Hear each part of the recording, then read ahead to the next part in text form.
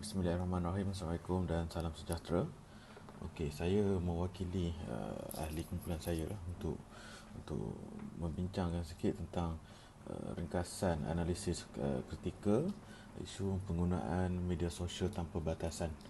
Okey, ahli grup kami adalah Cik Sangkari, Hilary Marali, JC Sam, Paramis Wari, Muhammad Salahuddin dan juga saya, Muhammad Syafiq. Okey, kita ada 4 aspek yang berkaitan, iaitu pelanggaran hak individu, kebebasan bersuara, perlakuan tidak bermoral dan juga hak cipta. Sebagai pengenalan, Abdul Razak 2015 mengatakan bahawa individu yang mempunyai media sosial adalah bertanggungjawab terhadap maklumat yang akan dikongsikan dalam media sosial mereka. Okey, kerana ia boleh menjadi viral jika ada pihak-pihak tertentu yang tidak bertanggungjawab cuba membuat fitnah secara fabrikasi ataupun rekaan semata-mata. Hak individu dibahagikan kepada 4 faktor berdasarkan Mokta tahun 2004. Gangguan secara salah, menerbitkan bahan peribadi, meletakkan seseorang dalam gambaran palsu dan juga apropriasi. Sebagai huraiannya, faktor-faktor tersebut secara langsung akan menjadi isu gangguan terhadap subjek yang terlibat. Berita palsu yang menjadi viral akan menerbitkan bahan peribadi seperti fakta-fakta yang bertujuan untuk menghina dan mencetuskan kemarahan seseorang. Masyarakat disarankan untuk tidak mudah percaya gejala informasi yang disampaikan, terutama secara tanpa asal usul periksa, tanpa usul periksa sebenarnya, dan perlu bijak menggunakan social media ataupun media sosial bagi memastikan aktiviti viral ini dapat dikawal. Sebagai huraian yang keduanya, kebebasan bersuara yang diberikan kepada remaja secara keseluruhannya adalah remaja boleh memilih untuk menggunakan mana-mana saluran yang senarai untuk menyatakan atau menyebarkan pendapat mereka. Ini kerana kebanyakan remaja hanya mengikuti perkembangan semasa dan arus pemodenan, tapi penggunaan secara melampau akan mendatangkan lebih banyak keburukan daripada kebaikan bagi remaja tersebut. Okey. Okey.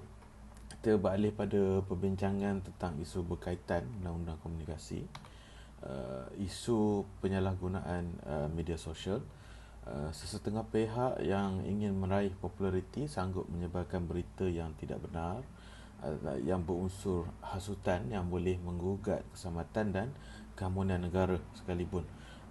Sungguh pun begitu, undang-undang mengiktiraf kebebasan bersuara, tapi ia bukanlah kebebasan secara mutlak, kerana masih tertakluk pada undang-undang yang berkaitan. Okey. Sebagai salah satu kes adalah yang kami analisis adalah kes yang berlaku di Mahkamah Seksyen Petaling Jaya, Selangor, yang melibatkan pertentangan antara pendakwa raya yang berlawan dengan Hu Wai Wen. Huraian fakta kes ini adalah Hu Wai Wen seorang pengatur cara komputer yang telah didakwa atas 2 pertuduhan yang melibatkan kesalahan memuat naik kandungan palsu, sifatnya mengenai mangsa dalam laman sesawang dating.com.my, dan melibatkan kesalahan menghantar email yang berunsur lucah kepada orang ramai dan beberapa pegawai tinggi kerajaan termasuk menteri. Okey, pelaksanaan undang-undang komunikasi ataupun cyber di Malaysia. Okey, cyber merujuk kepada satu perbuatan atau aktiviti komunikasi yang menggunakan komputer dan internet.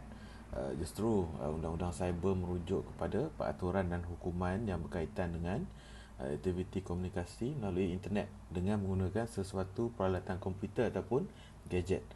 Okay, hasil analisis dokumen mendapati di Malaysia belum ada istilah undang-undang cyber kerana perkataan undang-undang cyber tidak wujud dalam statut negara. Walau bagaimanapun, terdapat undang-undang sedia ada yang boleh digunakan untuk melaksanakan hukuman ke atas bersalah.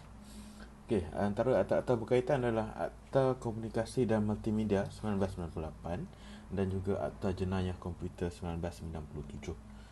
Okey, cadangan bagaimana undang-undang komunikasi dapat menangani masalah berkaitan isu yang kami analisis. So undang-undang merupakan salah satu dasar yang wujud untuk kebaikan negara. Hal ini kerana undang-undang kita dapat mengatur dan mengawal masyarakat dari segi pergerakan dan aktiviti mereka dalam konteks cyber dan sebagainya. Dalam konteks internet pula, undang-undang cyber dicipta bagi memastikan masyarakat menggunakan ruang cyber dengan baik dan berhemah. Jadi antara langkah yang baik dalam menangani isu ancaman cyber adalah melalui penguatkuasaan undang-undang cyber. Okey, kita pergi pada A, kuatkuasakan undang-undang cyber yang mewajibkan akaun untuk didaftarkan mana-mana portal. Perlu didaftarkan juga menggunakan nombor kad pengenalan pemilik. Okey, seperti yang berlaku dalam kes tersebut yang kita analisis tadi, jenayah cyber berpunca daripada aplikasi dating.com.my, iaitu sejenis laman web yang menawarkan pencarian pasangan ataupun jodoh. Jenayah ini sering berlaku di aplikasi seperti inilah sebenarnya, membuatkan beberapa penguatkuasaan undang-undang yang berkaitan perlu dilaksanakan sesuai dengan kehendak semasa.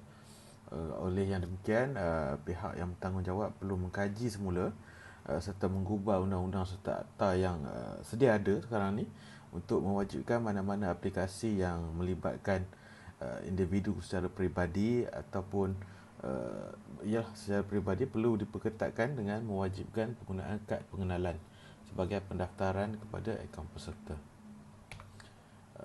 Yang kedua, B, akta dan undang-undang yang lama dipinda dengan yang baru sesuai dengan perubahan zaman.